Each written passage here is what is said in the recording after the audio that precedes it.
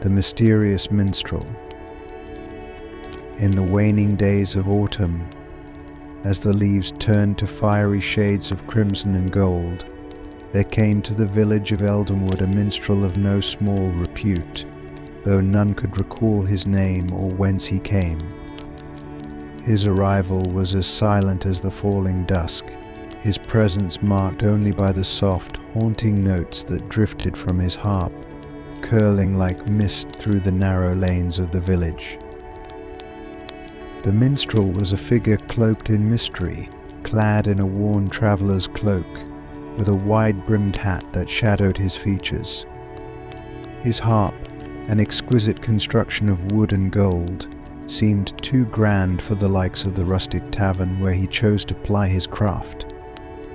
This tavern, known as the Gilded Acorn, was nestled on the edge of the forest, serving as a haven for weary travellers and a gathering place for the villagers who sought respite from the encroaching cold.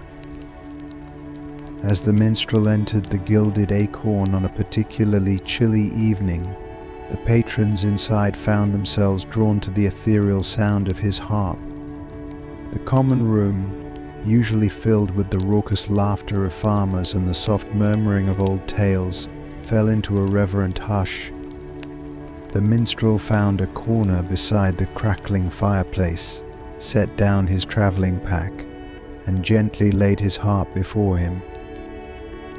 With a practiced grace he began to play. The melody was unlike anything the patrons had ever heard it was, as if the strings whispered secrets only they could understand, revealing desires tucked away in the hidden corners of their hearts.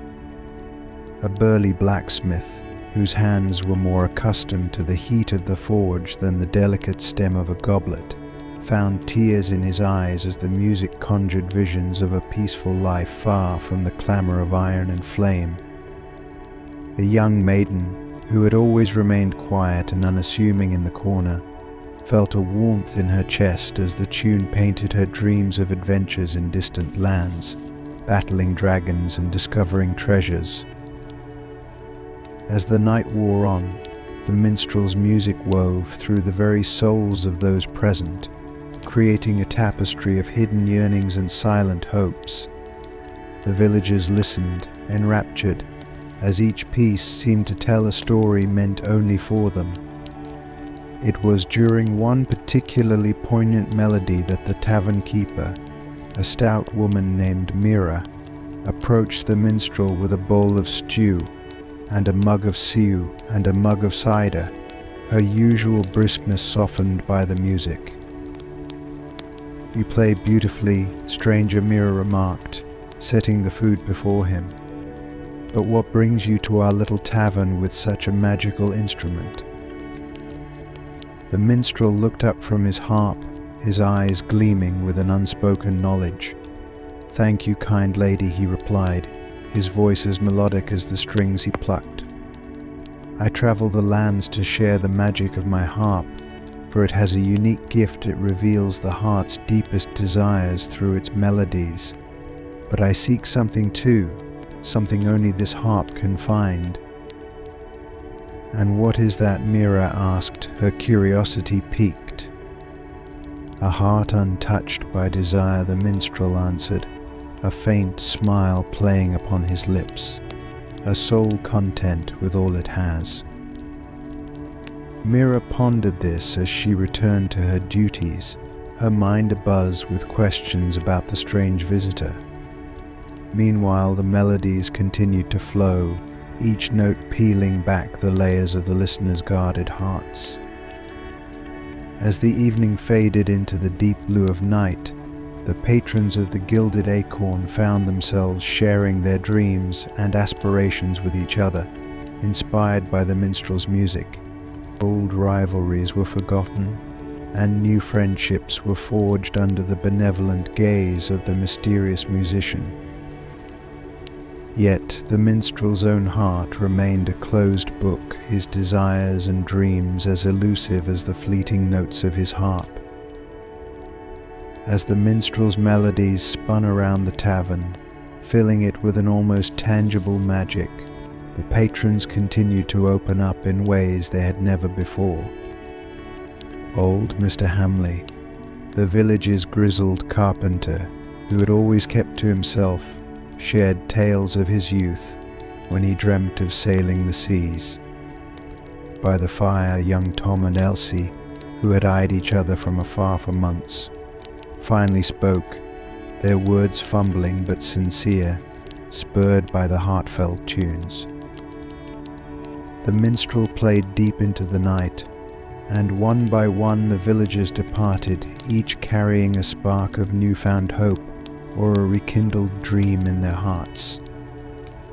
Eventually only the minstrel and Mira remained, the dying fire casting long shadows across the room. Mira sat down across from the mysterious figure, her eyes thoughtful. "You have a rare gift," she said softly. "The people of Eldenwood will sleep better tonight for it. But I wonder, what about you? Does your harp reveal your desires as well?" The minstrel ceased his playing, his fingers lingering on the strings. "My harp shows me many things," he replied, his voice tinged with a melancholy that the joyous tunes had masked. "It shows me the loneliness in a crowded room, the sorrow behind a smile, but for my own desires it remains silent." Mira considered his words, a plan slowly forming in her mind. "Then perhaps it is time for your heart to listen to another's melody," she suggested. "Stay in Eldenwood for a time, help us understand our dreams, and maybe, just maybe, you'll uncover your own in the process." The minstrel looked at her, truly looked, his gaze piercing yet gentle. "Perhaps I will," he conceded, a small, hopeful smile breaking through his usually impassive demeanor. And so it was decided. The minstrel stayed as the seasons turned from autumn to a bitter winter. During that time he became a fixture in the village, his music a comforting, almost essential presence at every gathering. The villagers grew to love him, not just for his magical harp, but for his wise counsel and gentle ways. Winter gave way to a hesitant spring, and with the thaw came travelers from distant lands. One evening, a group of merchants from the far south came to the Gilded Acorn, their tales of arid lands and starlit deserts a stark contrast to the lush greenery of Eldenwood.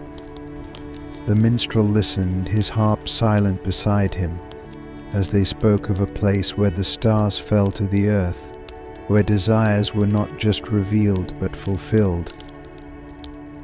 His heart stirred with a longing he had not felt before. That night, for the first time since he had come to Eldenwood, he played not for others but for himself. The music that filled the tavern was different, wild, searching, a melody that spoke of journeys not yet taken and dreams not yet dreamt. Mira, watching him play, knew then that the minstrel's time in Eldenwood was drawing to a close. "You'll leave us," she stated the next morning, not as a question but as a certainty. "Yes," he replied, packing his belongings. "I must follow the path laid out by the stars. I seek the place of falling stars in the south. Maybe there I will find my heart's true desire." The villagers gathered to bid him farewell, each offering gifts of gratitude, woven scarves, small trinkets, baskets of food. Though their hearts were heavy, they understood that the minstrel's journey was not yet complete. With a final, sweeping glance at the faces that had become dear to him, the minstrel shouldered his pack and harp. He stepped into the cool morning, the first light of dawn casting long shadows on the path ahead. Behind him, the Gilded Acorn faded into the distance, but the echoes of the dreams he had awakened lingered in the air, a sweet melody carried on the wind. The night's secret. On a stormy night, when the wind howled like wolves beyond the rugged walls of the Stone Serpent Tavern, A lone figure clad in a tattered cloak and battered armor pushed open the heavy wooden door. The patrons, huddled around their mugs of ale, barely glanced up, save for the tavern keeper, old Bren, who nodded at the newcomer with a mix of curiosity and wariness. The figure trudged to a secluded corner of the room, removed his hood, and revealed the weary, lined face of Sir Cedric of Hollowvale, a knight renowned throughout the kingdom for his valor and skill at arms. Despite his fame, his eyes bore the shadows of countless battles, and tonight they flickered with an unusual glint of secret purpose. Sir Cedric called for a drink, and as Bren brought him a hearty ale, the knight seemed to ponder whether to share the heavy burden on his mind. The old tavern keeper, sensing a tale stirring within his guest, pulled up a stool, a silent invitation to converse. After a long sip of his drink, Sir Cedric began to speak in hushed tones, as thunder rolled overhead. Some weeks past Sir Cedric started, his voice low. I was approached by a lady cloaked in midnight blue, her face obscured by a veil of the finest silk, yet her eyes were like none I have ever seen, clear and piercing as the morning sky. She spoke of a dire need, a quest that could change the fate of our land. In the depths of the enchanted forest lies the Castle of Whispers, abandoned since the great plague that swept through its halls a century ago. Rumor has it that the castle now serves as the lair for a dragon, green-scaled and fierce, named Valthrax. Old Bren shivered, for tales of Valthrax were common among the folk of the surrounding lands, tales not meant for the faint of heart. The night continued. The lady told me of a treasure hidden within the castle's highest tower, not of gold or jewels, but of a crystal orb capable of revealing truths, hidden to mortal eyes, a relic of the old wizards before the time of shadows. The lady's mission for me was clear. Sir Cedric went on, his voice growing firmer with resolve. Retrieve the orb from beneath the dragon's watchful gaze, for with it we might uncover weaknesses of our enemies that threaten from the north, ensuring peace for our kingdom. But why entrust this to you alone? Bren asked, his brow furrowed. She claimed that only one of true heart and unmatched bravery could withstand the dragon's cunning and the forest's enchantments.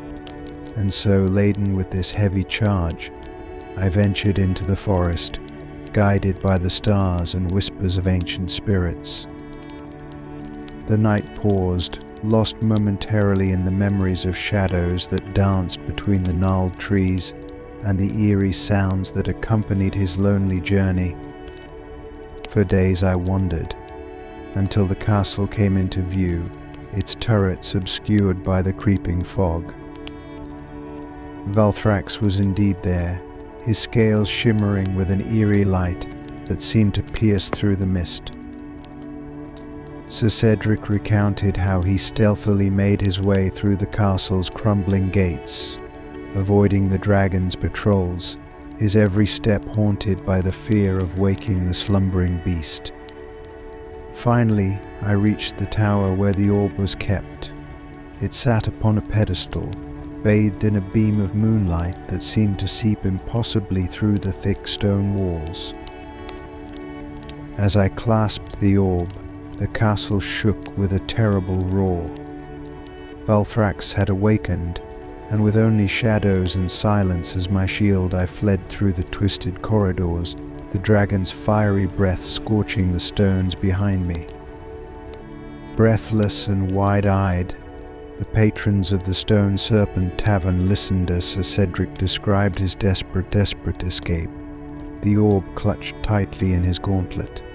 By some grace, I emerged into the chill night, the forest's darkness now a welcome veil against Valthrax's wrath. And the orb? Bren asked, his voice barely a whisper against the crackling of the fire.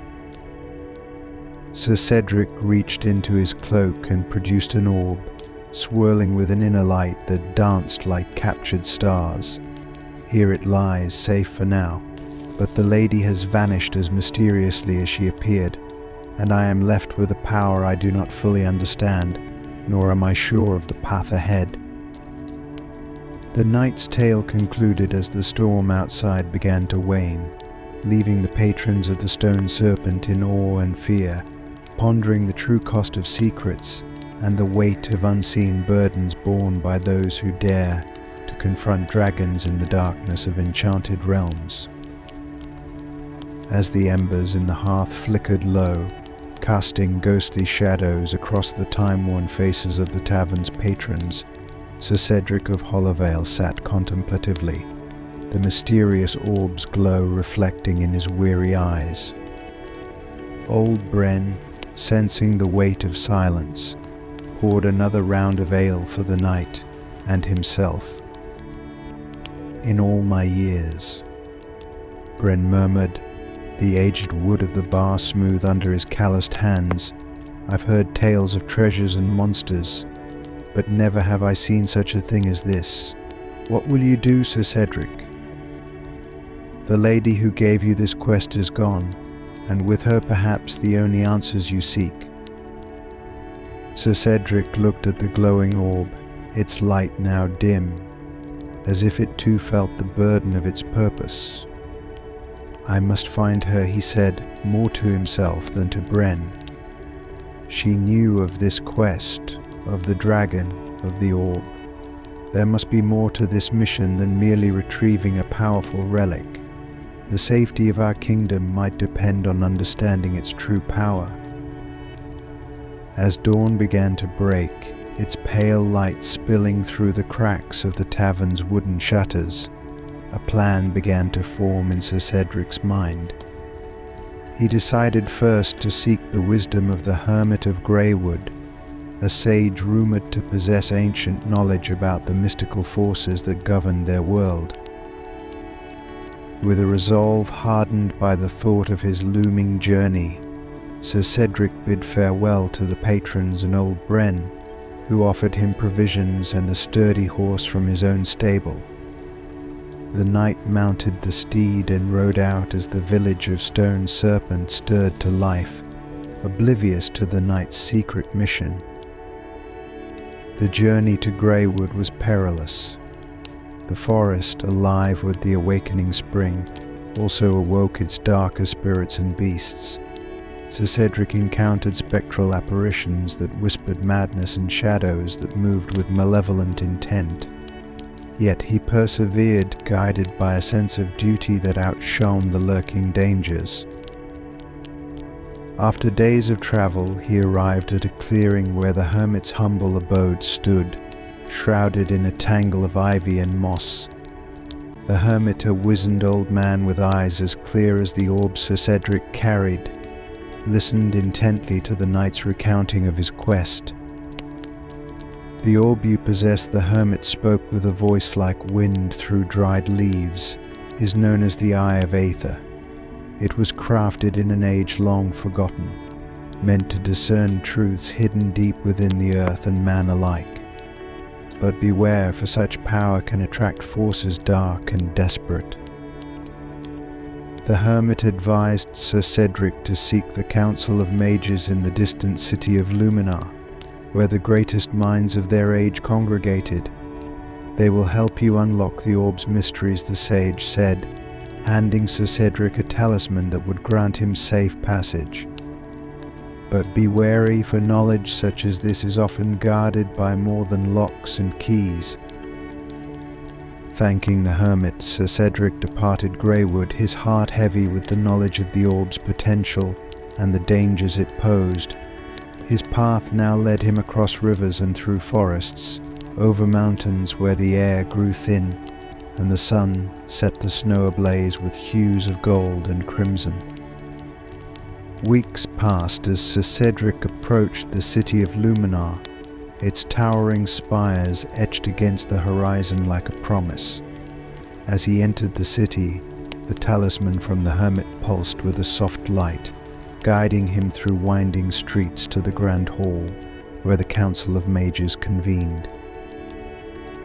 There Sir Cedric presented the Eye of Aether before the council, its members arrayed in robes of myriad colours, their faces etched with both wisdom and wariness.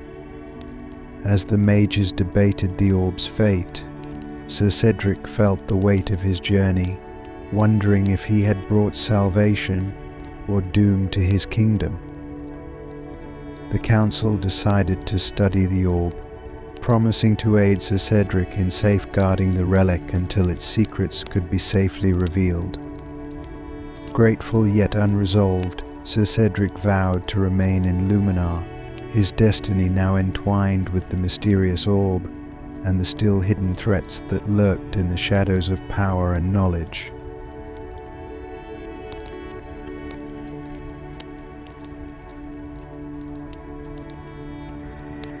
The Brewer's Riddle.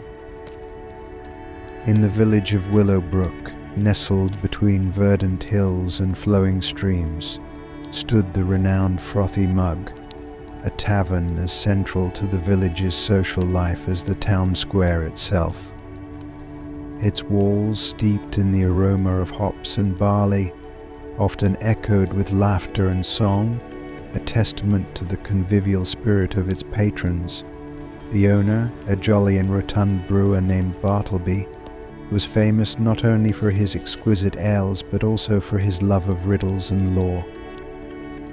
One crisp autumn evening, as the setting sun painted the sky in hues of orange and pink, Bartleby stood before his gathered patrons with a mischievous twinkle in his eye.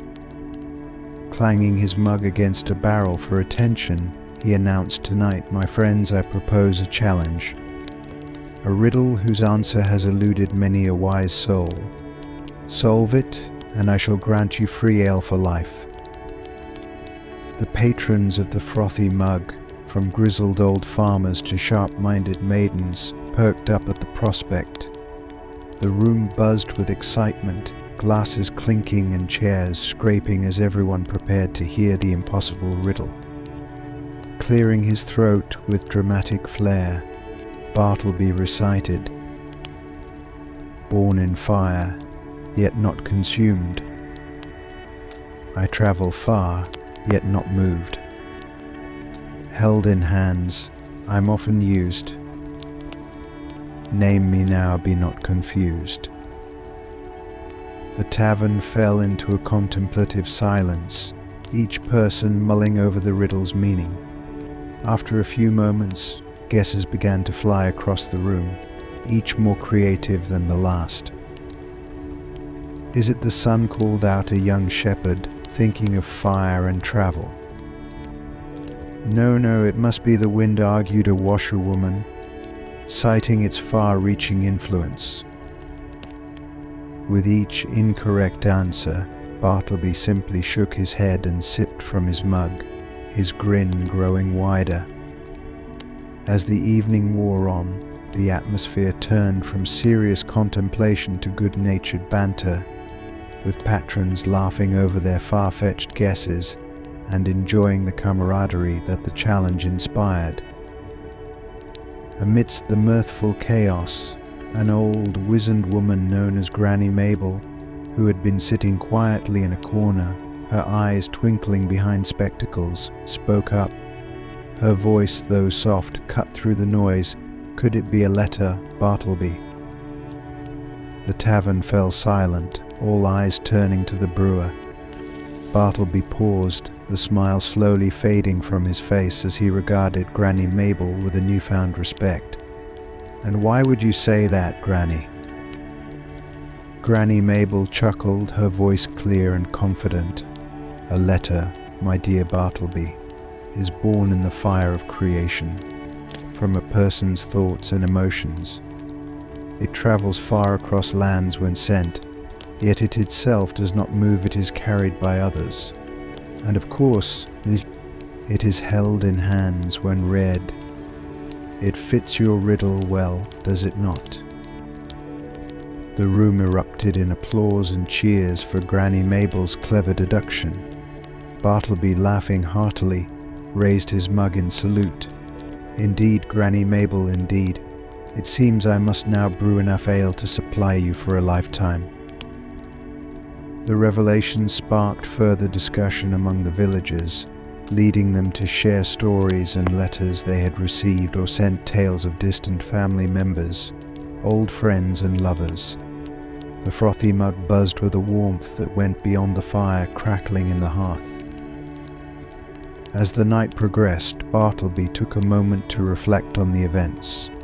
The riddle, he mused, was not just a challenge but a spark for bringing his patrons together, revealing not only the cleverness of an old woman, but the bonds that connected them all. The evening ended not merely with the satisfaction of the riddle solved, but with the deeper joy of community and connection. In the heart of Willowbrook, the frothy mug stood as more than just a tavern. It was a place where laughter mingled with lore, and every patron left feeling a bit richer in spirit. And as for Granny Mabel, she enjoyed her well-earned ale, her eyes twinkling just as brightly as the first star that night. The ghost of old Balin.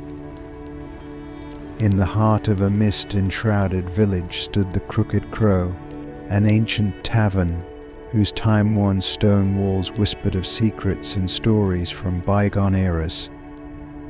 The tavern was a beacon of warmth against the creeping fog that often enveloped the village, especially on nights when the full moon hung heavy in the sky. It was on one such night that the current tavern keeper, a stout man known as Eldrick, decided to regale his patrons with a tale that had been passed down through generations. The hearth's fire crackled, casting eerie shadows across the gathered faces, all eyes fixed on Eldrick as he began his story in a deep, sonorous voice. Many moons ago, when the Crooked Crow was but a fledgling establishment, there lived a man by the name of Balin. Old Balin, as he was known, was a fixture here, famed not only for his love of ale but for his passion for card games, particularly one he played using a deck unique to this very tavern. Eldrick paused, letting the suspense build, his gaze sweeping over the intrigued audience. This deck, he continued, was said to be enchanted, crafted from the wood of a hangman's tree, and painted with ink derived from the ashes of burnt witching herbs. The cards promised great fortune to those who dared to gamble with fate. One stormy night, much like tonight, old Balin was deep in a game that had begun under the light of the full moon. His opponent was a mysterious traveler, a man whose eyes gleamed with an unsettling light. As the game wore on, the stakes grew higher, and Balin wagered his very soul against the promise of ultimate knowledge and endless wealth. The patrons of the Crooked Crow leaned closer, the flickering light of the fire reflecting in their wide eyes. As the final hand was dealt, a sudden, fierce gust of wind blew open the tavern doors, extinguishing all candles in the fireplace. In that moment of darkness, silence descended upon the room. When the lights were finally rekindled, the mysterious traveler had vanished, and old Balin lay dead, his hand still clutching the cards. Eldrick's voice lowered to a whisper. It is said that on every full moon, the spirit of old Balin returns, wandering these ancient halls, seeking to finish that last game. His ghostly figure is sometimes seen by the fireplace, a deck of cards in hand, waiting for someone brave enough to play. A chill seemed to sweep through the tavern, as if a shadow had momentarily passed over the room. Eldrick smiled slightly, knowing the effect his tale had on the patrons. Many have tried to confront him, to play that final hand, but it seems that Balin's game is one that can never truly be finished. The cards vanish as soon as the game reaches its peak, leaving the challenger bewildered and often terrified. As the tale concluded, the patrons of the Crooked Crow remained huddled together, glancing nervously towards the dark corners of the tavern.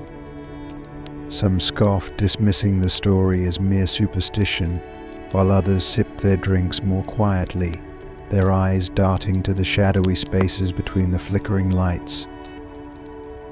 The night wore on, the wind howling outside as the full moon bathed the tavern in its ghostly glow. Laughter and conversation eventually resumed, though tempered with nervous glances and whispered speculations about the ghost of old Balin. Eldric, content with the atmosphere his story had created, tended to his patrons with a knowing smile. Whether truth or tale, the legend of old Balin added a layer of mystique to the Crooked Crow, a story to be passed along to any who found themselves seeking refuge from the night within its walls. And perhaps, just perhaps, some part of old Balin did linger, a reminder of the thin veil between the mundane and the mysterious. The Merchant's Map. In the bustling port city of Marisport, where the sea air mingled with the cries of merchants and the creaking of ships, there lived a roguish trader known as Elias Grey. Elias, with his silver tongue and sharp wit, had travelled far and wide bartering goods from the exotic to the mundane. His reputation for acquiring rare items was unmatched, and it was this very reputation that led to him receiving a mysterious map one stormy night.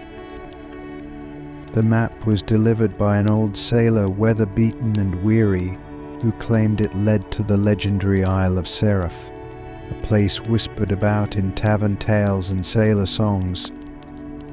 It was said to be a land rich with treasures untouched by human hands, gemstones that glowed with an inner light, gold that never tarnished, and ancient artifacts filled with mystic power.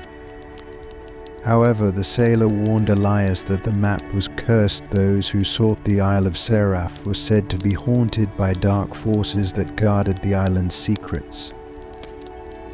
Driven by curiosity and the lure of untold riches, Elias decided to embark on this perilous journey. He gathered a crew of the most loyal men and women he had sailed with, promising them wealth beyond their dreams.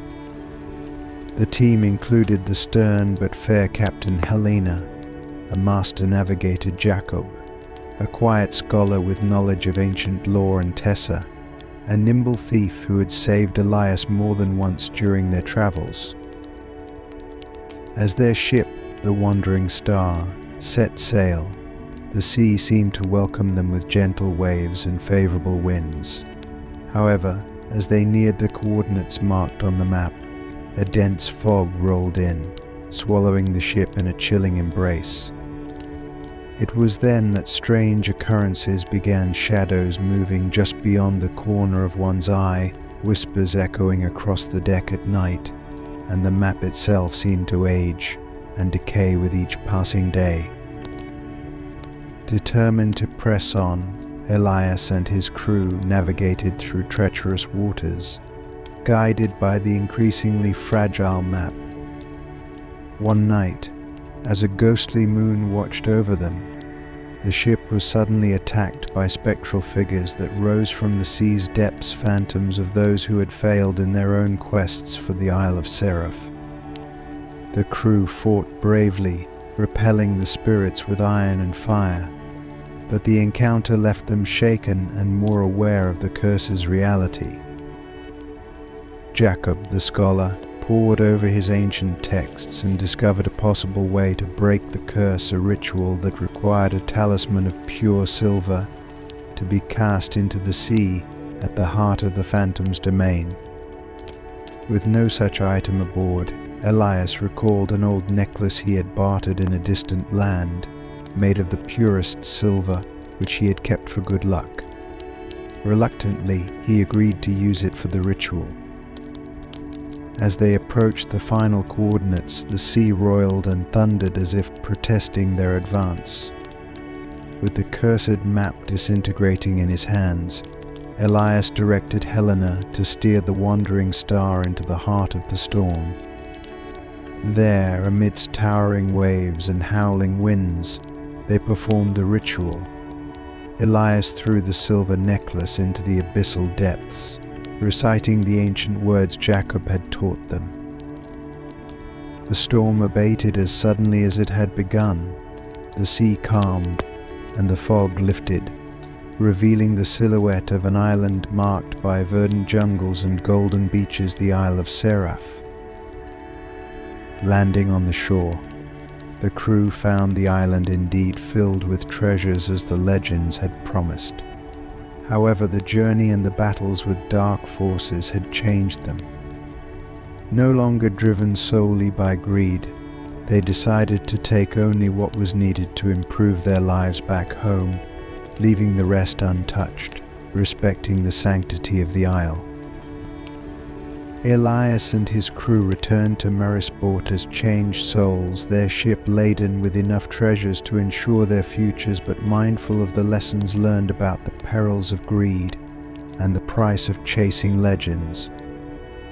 They spoke little of the true nature of their journey, and the map, now free of its curse, crumbled to dust, ensuring the Isle of Seraph would remain a secret, hidden from those not ready to face its trials.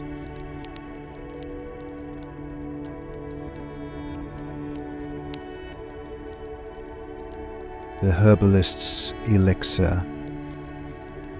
In the village of Eldenmere, nestled within the vast forest where ancient oaks whispered secrets of the old world, there was a tavern known as the Whispering Pine. It was a place of solace for weary travelers and a nightly haven for the locals. The tavern was cozy, its walls adorned with relics of days gone by, and its hearth always burning bright, casting flickering shadows that danced along the wooden floors. On one crisp autumn evening, as the sun dipped behind the horizon and painted the sky in hues of orange and crimson, a stranger arrived at the Whispering Pine. Cloaked in a robe of deep green, with a hood that shadowed much of their face, the stranger carried with them an air of mystique. They moved with purpose, their boots silent upon the earthen floor, and took a seat at the far end of the bar. The tavern keeper, a burly man named Tomlin, noted the stranger's arrival with a curious glance but said nothing, accustomed to the variety of souls that sought refuge in his establishment. The locals, however, whispered amongst themselves, eyeing the new arrival with a mix of suspicion and interest. After a moment, the stranger reached into their robe and produced a small, intricately carved wooden box. They opened it gently, revealing a collection of tiny vials filled with liquids of various colors that seemed to glow in the dim light of the tavern. With a voice smooth and captivating, the stranger spoke, "Good folk of Eldenmere, I am known as Mirabel, an herbalist of some renown. I come bearing an elixir that can cure any ailment known to man. However, the remedy comes with a cost not measured in gold, but in consequence." The patrons of the Whispering Pine fell silent, their earlier conversations fading into a hush.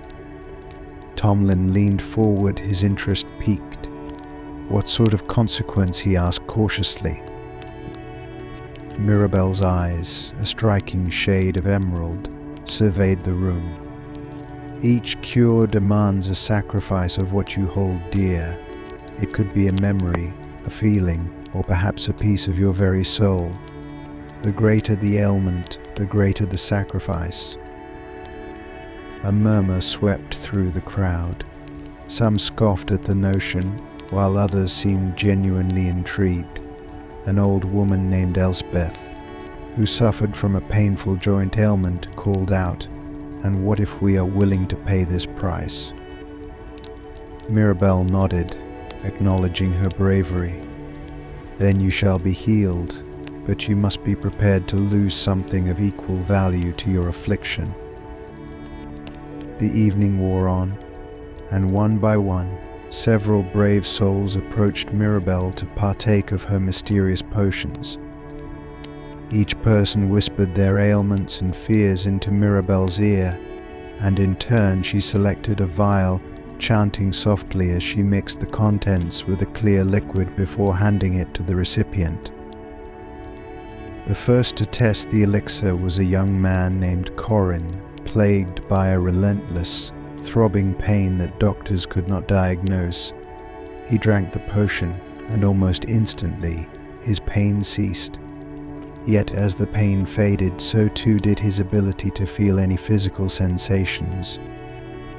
His touch became numb, a small price he considered worth the relief.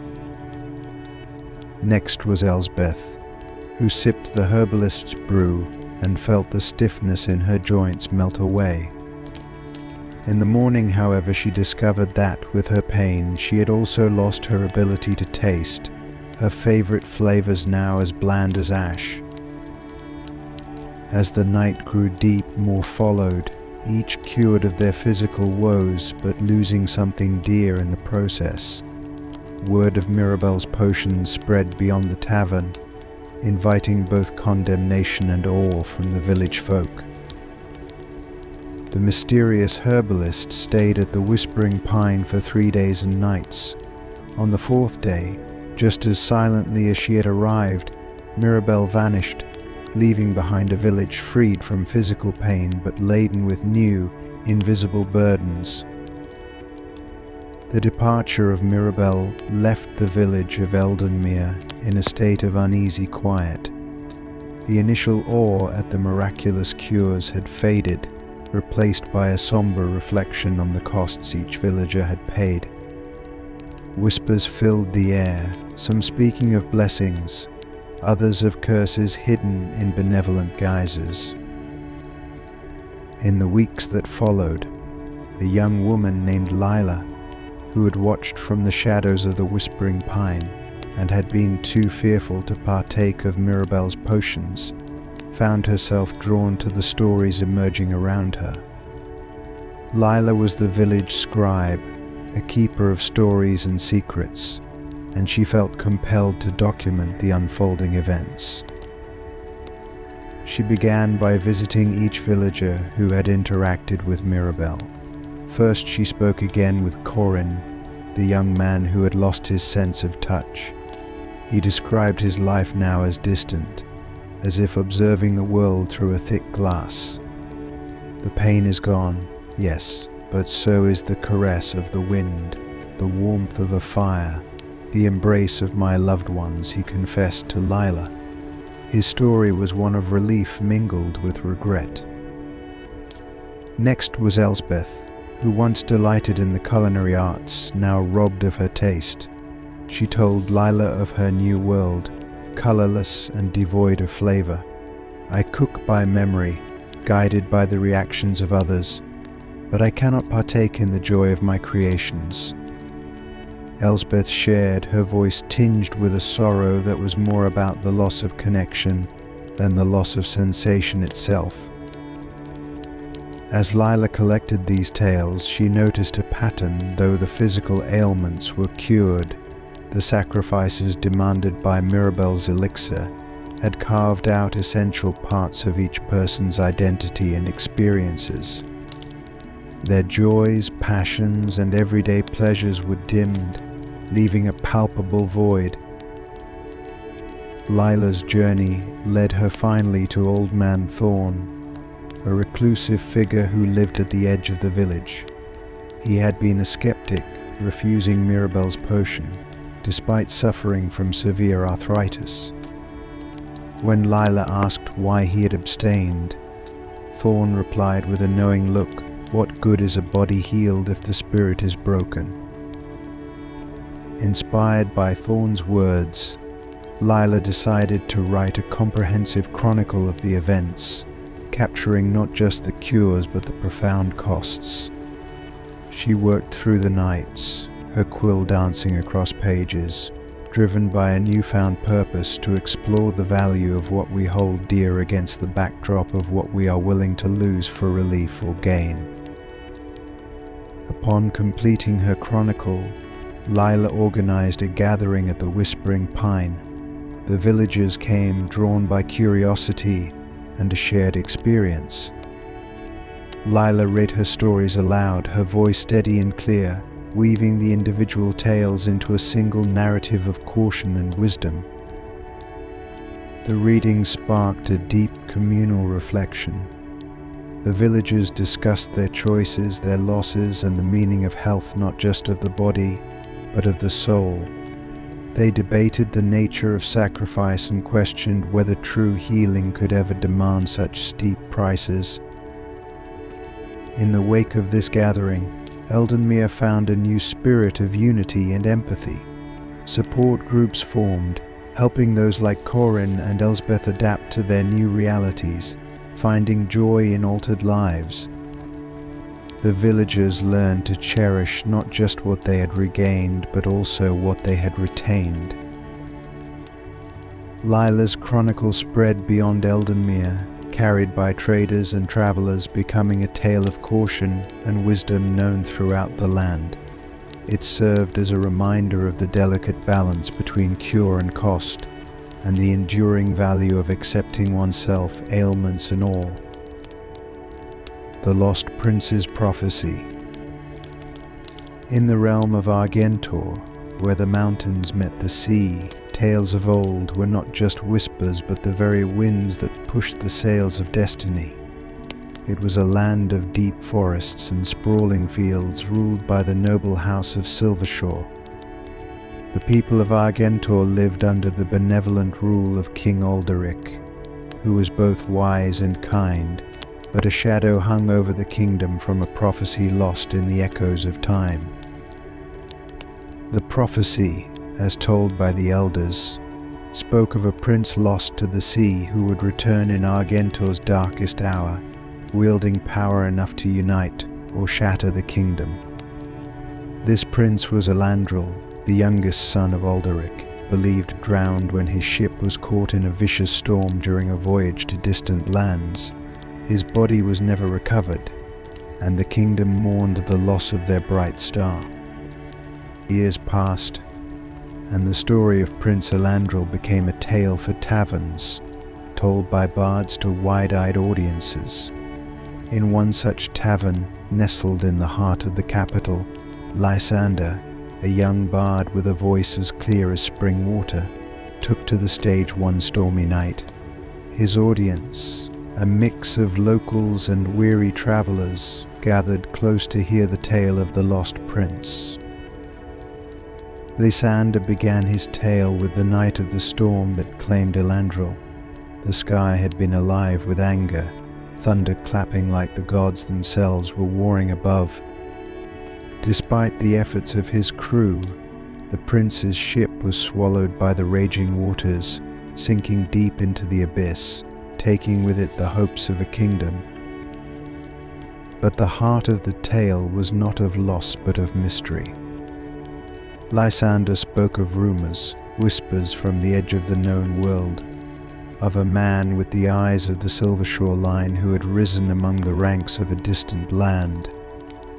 This man, known only as the Seahawk, commanded a crew of loyal followers and a fleet that danced upon the waves like spectres in the fog. As Lysander's tale unfolded, the atmosphere in the tavern shifted. The storm outside seemed to listen, pausing its fury as if in respect to the saga. The bard told of a prophecy that predicted the return of the prince at the onset of a great battle, where Argentor would stand on the brink of ruin, threatened by the dark ambitions of a neighboring kingdom led by the ruthless Lord Morek. The night wore on, and Lysander's tale reached the eve of the prophesied battle. Argentor's armies were gathered, their banners a forest of silver under the grey morning sky. Despair clung to the soldiers as they prepared to face an enemy whose numbers darkened the horizon. Then, as dawn broke, a fleet appeared on the horizon. At its lead was a ship that glowed with an ethereal light, cutting through the morning mist. It bore the standard of the lost prince's ship, rising from the waves, encircled by stars. The fleet sailed into the harbour of Argentor, as if driven by divine winds, and from its lead ship descended the Sea Hawk, his identity clear to all who beheld him. It was Elandril, returned to his homeland, not as a lost prince but as a king forged by fate and the sea. Elandril's return sparked a fire in the hearts of the Argentorian soldiers. His time away had granted him not only a fleet but allies from across the seas, warriors who now stood with Argentor against the encroaching darkness. With Elandril at their head, the battle that ensued was fierce and fraught with peril. Yet the prophecy held true, and under his command, the kingdom united as never before, driving back the enemy with a ferocity that spoke of the indomitable spirit of Argentor. As the battle drew to a close, the kingdom rejoiced. Elandril's return not only fulfilled the prophecy but also brought new ties with lands beyond their own, ensuring peace and prosperity for generations. The tavern was silent for a moment after Lysander finished his tale, the audience enraptured. Then, applause filled the room, the people moved by the epic saga of loss, discovery, and destiny fulfilled. Lysander bowed, his story complete, but the tale of Elandril, the prince who conquered fate itself, would continue to be told across Argentor, a testament to the power of hope and prophecy. The Witch's Bargain. On a night when the wind howled like the cries of the Forsaken, and lightning painted jagged scars across the sky, the people of Morvale found shelter in the only haven they knew, the Grey Owl Tavern. Nestled on the edge of the Whispering Woods, the tavern was a place of warmth and raucous laughter, a stark contrast to the storm's fury outside. That evening, as the villagers gathered close to the hearth, sharing tales and ale, the door to the tavern swung open with such force that it seemed the storm itself had decided to join them. In the doorway stood a figure, cloaked in black, her face obscured by the hood of her garment. As she stepped inside, the room fell silent, the only sound the crackling of the fire and the patter of rain against the old wooden roof. The figure was known to all in Morvale. She was Morwenna, the Witch of the Whispering Woods, a being of formidable power and mystery. It was said that she could command the winds and summon spirits from the depths of the earth. Her visits to the village were rare and never without purpose, for her dealings with mortals often came at a great price. Morwenna's eyes, glowing faintly in the dim light, surveyed the room before settling on the tavern's oldest patron, Old Man Cedric. Cedric was a fixture at the Grey Owl, his life a tapestry of the village's history woven through decades of joy and sorrow. The villagers respected him not only for his age, but for his wisdom and his supposed knowledge of a secret that had long been kept from the prying ears of the outside world. With a voice that seemed to mingle with the storm outside, Morwenna spoke. "Good people of Morvale, I come before you this night with a bargain. A storm of malice grows beyond these woods, a force that threatens to sweep across your homes like a plague. I can offer you protection, may shield your village from what is to come. But this protection comes at a cost." The villagers exchanged nervous glances, the warmth of the hearth doing little to ease the chill that Morwenna's words had brought. "What do you ask of us?" Cedric finally said, his voice steady despite the palpable tension. Morwenna's gaze never wavered from the old man. "A secret," she replied, her tone even but firm. "A secret that you, Cedric, have guarded well for many years. Give it to me, and I shall forge a shield of shadow and wind around Morvale. Deny me, and the storm shall take what it will." The room erupted in whispers, eyes darting between Cedric and the witch. Cedric himself sat quietly, his mind racing. The secret in question was indeed significant. It was the location of a wellspring, a source of ancient and powerful magic that lay hidden within the Whispering Woods. Cedric had stumbled upon it in his youth, but had vowed to keep its existence a secret, fearing what might happen should such power fall into the wrong hands. After a long moment, Cedric stood, his old bones protesting. "Morwenna, the wellspring is sacred, a thing of pure magic. It must not be wielded by any, not even you. I cannot give you what you seek." Morwenna's eyes narrowed slightly. "Consider well, Cedric. Without my protection, Morvale will suffer greatly. The storm I speak of is no mere tempest, it is a harbinger of war, a clash of titans that will spare no soul in its path." Cedric's resolve wavered, his heart heavy with the burden of his choice. Around him his fellow villagers stood in silent solidarity, their faces marked with worry, but also trust that Cedric would make the right decision, not just for himself, but for all of Morvale. Drawing a deep breath, Cedric replied, "Then let us face it together, as we have faced all things united.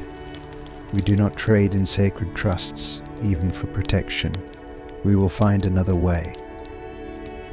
To the surprise of many, a smile touched Morwenna's lips.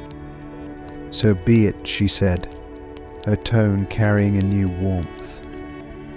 "Know then that your unity has bought you more than you realize tonight. The protection was never mine to give, for it is already within you, the strength of your bonds, the power of your unity. Guard these well, for they are your true shield."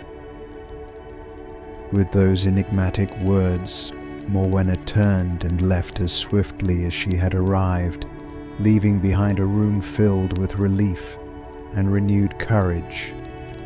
The villagers of Morvale would face many challenges in the days to come, but they would face them together, their bonds a bastion against the coming storms.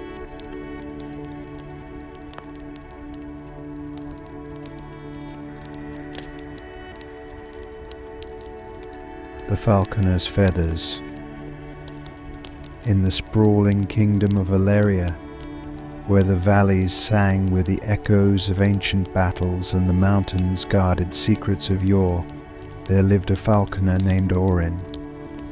He was renowned not only for his skill with birds, but also for his extraordinary falcon, Avis, whose plumage shimmered like the morning dew under the golden sun. Avis was said to possess an uncanny ability to find hidden treasures, a talent that made Orin both a figure of fascination and envy. One evening at the bustling Red Griffin Inn in the heart of Valeria's capital, a crowd gathered to hear tales and partake in the ale and merriment that the inn famously offered. Orin, as was his custom, entertained the crowd with stories of Avis's exploits, how she had discovered lost heirlooms and unearthed ancient artifacts long buried under the earth.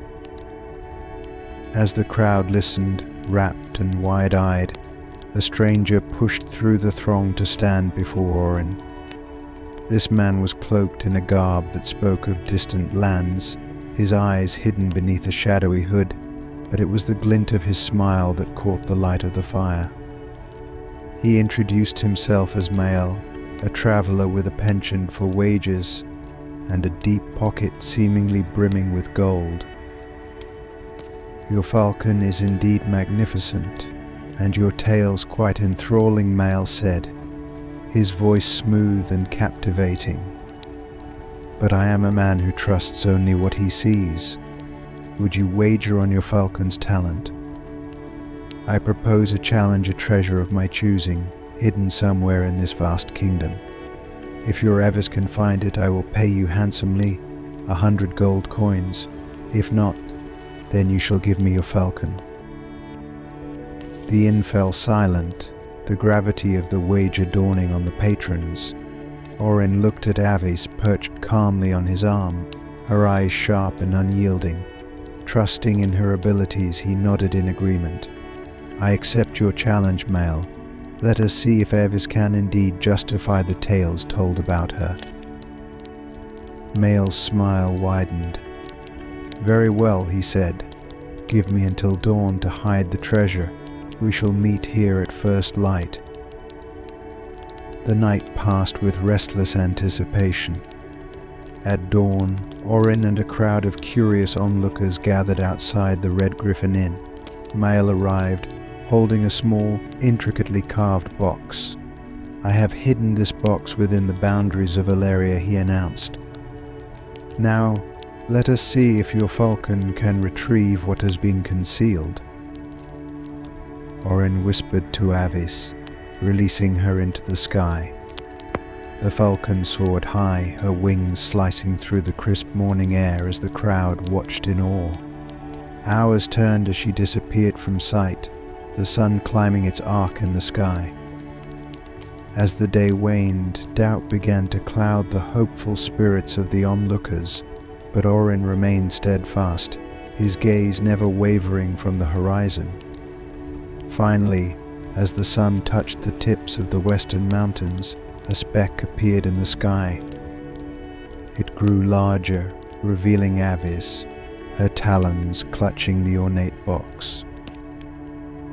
The crowd erupted in cheers as Avis landed gracefully on Orin's outstretched arm. Mael stepped forward, a look of genuine surprise on his face. "Remarkable," he admitted, handing over a heavy bag of coins to Orin. "Your falcon is truly as extraordinary as you claim." Yet the story does not end here, for Mael was no ordinary traveler.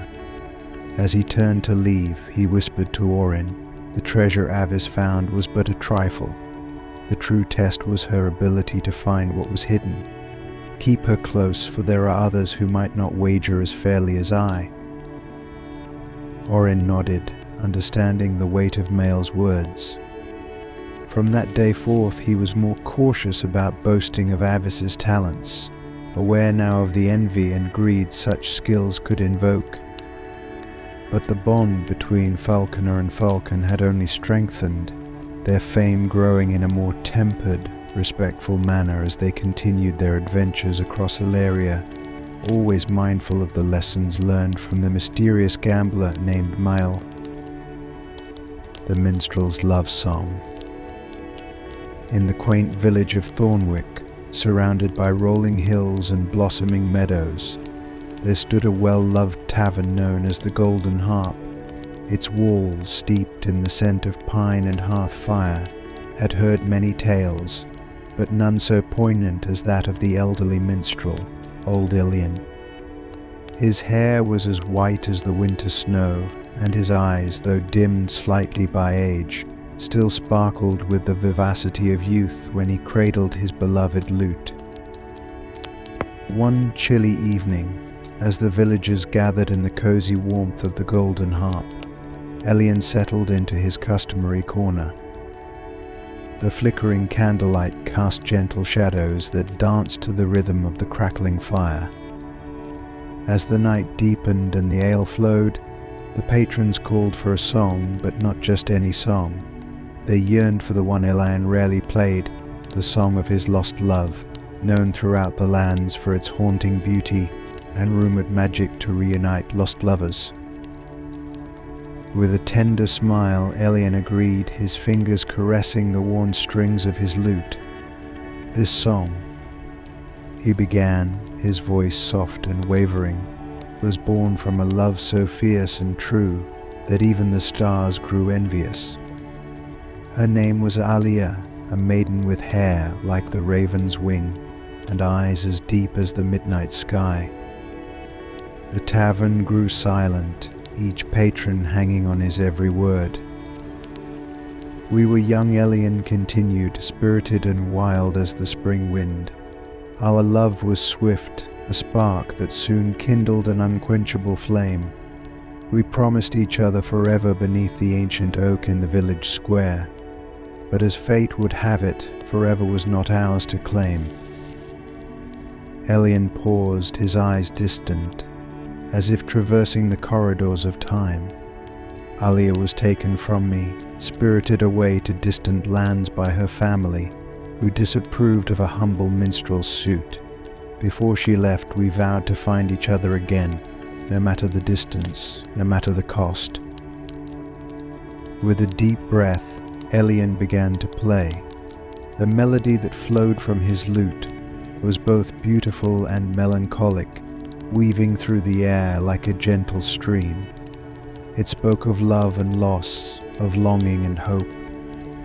The villagers listened, spellbound by the music that seemed to echo through their very souls. The song, Elian explained as his fingers moved deftly over the strings, was composed by Alia and me. We believed that as long as this melody played, our hearts would find a way back to one another. He smiled sadly. I have played this song in every tavern and every court in this land, hoping that somewhere, somehow it would reach her ears. As the last note lingered in the air, a profound silence enveloped the room. Many eyes were misty, touched by the depth of Elian's devotion. The minstrel gently placed his lute beside him, his tale complete, his heart laid bare. The evening waned, and the patrons departed, each carrying with them the echo of Elian's song. Though none knew what became of Alia, or if she ever heard her love song, the magic of that night at the Golden Harp remained. They left with a renewed belief in the power of love and the bonds that endure through time. Years later, long after old Elian had passed, the villagers still spoke of that night. The song had become a legend, a poignant reminder of love's endurance. It was said that sometimes when the wind was just right, you could hear the faint strains of a lute playing from the direction of the old village square, beneath the ancient oak where two young lovers once promised each other forever.